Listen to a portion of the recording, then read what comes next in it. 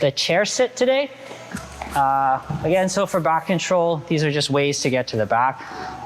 The chair sit is a very common way to get to the back from like a top control transition.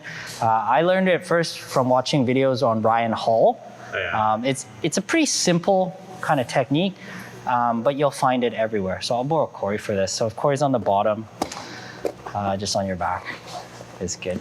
So usually this happens when somebody exposes their back to you. Most of the time it's going to be from a side control position. So, or it could be when you're passing the guard.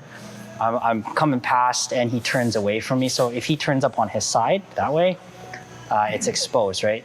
So this is using direct control to the shoulder through the seat belt, and you're using your leg as a wedge to take up the back space. That's all it really is, right? So if you come back for a second. So most of the time, it happens if you're passing, or even on side control. If you get a massive crossface or something, the guy's going to turn away, right? So he's going to go that way. The first thing you want to do is you want to secure a seatbelt. Whether you have like the control here or further up, doesn't really matter. But so you have a seatbelt and he's turned to the side, right? So the first thing you want to do is prevent him from moving from this, right? So if he wants to keep going that way, you can kind of hold him, right? Or if he senses it's no good, he comes back. By having my chest into here, right? It's gonna prevent him from kind of going anywhere too much, right? If you have this up here, you can control as well. But that's the first thing. You should be able, from this position, I'm on my knees right now just for demonstration, but you should really be able to push up on your feet like this. And even without my hands, he can't turn back in, right? So the reason you go up on your feet, I would take the time to do that extra step, is if you're on your knees here, you don't have much weight. And if I try to sit my right knee right now to take up this position, sometimes if I come up, he can squirrel his left arm out and in. Whereas if you keep that constant pressure here the whole time, he can't go. Make sense? Yeah.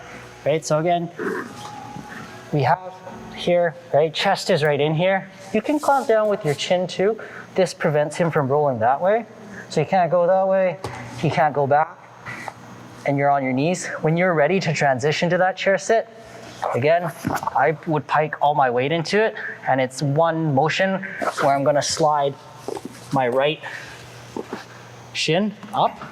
The knee has to be very high, and this is a wedge, yeah, right? So it takes no effort for me if he tries to lean back or roll, like, it's just in the way, right? And your second foot is just gonna come into base. Right now his base, he can still bridge into me. So I wanna be able to have my foot in the same kind of force vector so I can kind of take it, right? So again, he's up. I have my seatbelt control, chin on here, chest is driving in, come up to my feet. I'm gonna sit in like this, right? It's good if you can pull your right elbow back here in the pocket. If it's on the ground here, it's not wrong, but this is a big loop. Whereas this is, there's no loop, right? So my chest is still on here. To some extent, my shoulder's behind his head, so really no space for any here, right? The next thing we're gonna do is we're gonna swing our left leg over and take up this elbow-knee connection space there. So depending on how tall you are and how dexterous this guy is, if he's doing a good job of keeping this in, right, you might have to lean forward, get your foot in, right? But if we're about the same size, not that bad. Just gonna step up. You might have to push down, but what you're looking for is to get your foot in here. Are you turning, keeping your foot against the thigh? Yeah, you just want to take up that hip space, right? So I'm here like this. I'm preventing him from kind of doing like a hip heist like forward. What I don't want to do is get caught in here, because if you do get caught in here, if he turns in, he almost turns into like a deep half kind of thing, right? So very important to step, like, I have pretty good dexterity. I can kind of lean up, and then once you're here, you're clamped in, right? So you're still keeping your chest here. He can't go anywhere. It's pretty locked up, right? So again, when we talked about not creating those big loops for him to jump through or get his arms out, it's the same thing. Last step is I'm gonna sit from my hip to the other hip, right? I'll turn around the video so you can see, but right now I'm right hip dominant, right? The common mistake here is we disconnect and then we lean backwards, and then he's gonna get out, right? We just want to sit from one side of the hip to the other hip. So what it should look like is I'm here, I'm nice and tight, and I'm gonna push off with this. You can pull with this, but don't like reach out and pull. Like connect yourself to him and move yourself together. So I'm going from my right hip to my left hip, and I'm gonna drop on the right side, or my left side here. So from here,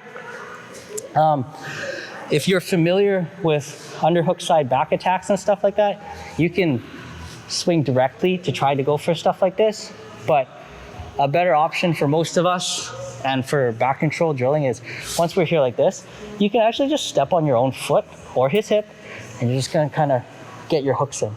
So if you plan on competing for IBJJF style tournaments, you'll get your 4 points for this.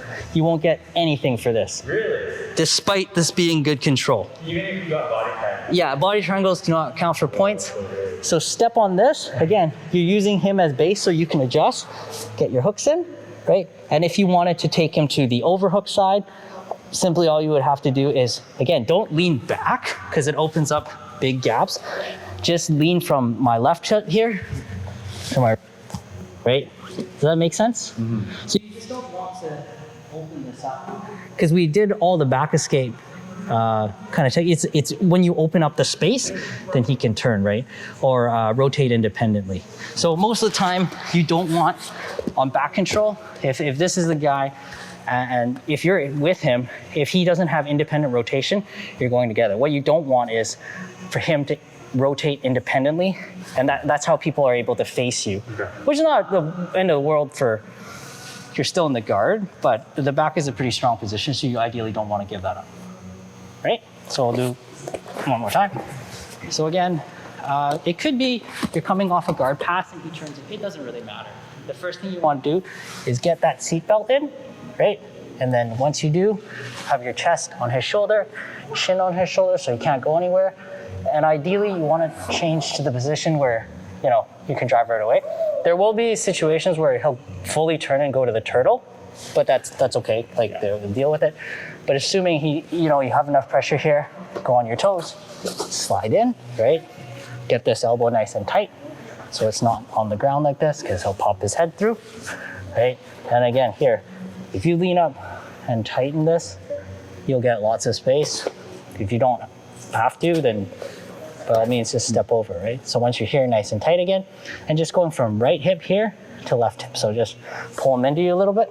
And it's not like exactly side to side, like I'll be leaning back a little, but mostly my back is not really exposed, right? And again, with my foot here already, it's nice. You can look to do stuff like this, but either way, it's a good thing to just step on your hip here or on your foot and get it here so you get your hooks in for your points, right? So if you look at it without anybody there, all you're doing is you're here and you're sliding up like this, right? You're tapping this over, and again, you can pull them in a little bit, but ideally if you were like mega strong, you just, like it's just like that. Maybe Owen could do it, maybe Gilbert, but the rest of us will have to lean, right? Yeah. You just don't want to be like, because once you open up that angle, this is open and that's open, and people will squirrel out, right? Seems like a simple movement, but this is the, I still use this a lot. It's really good for resetting the back as well.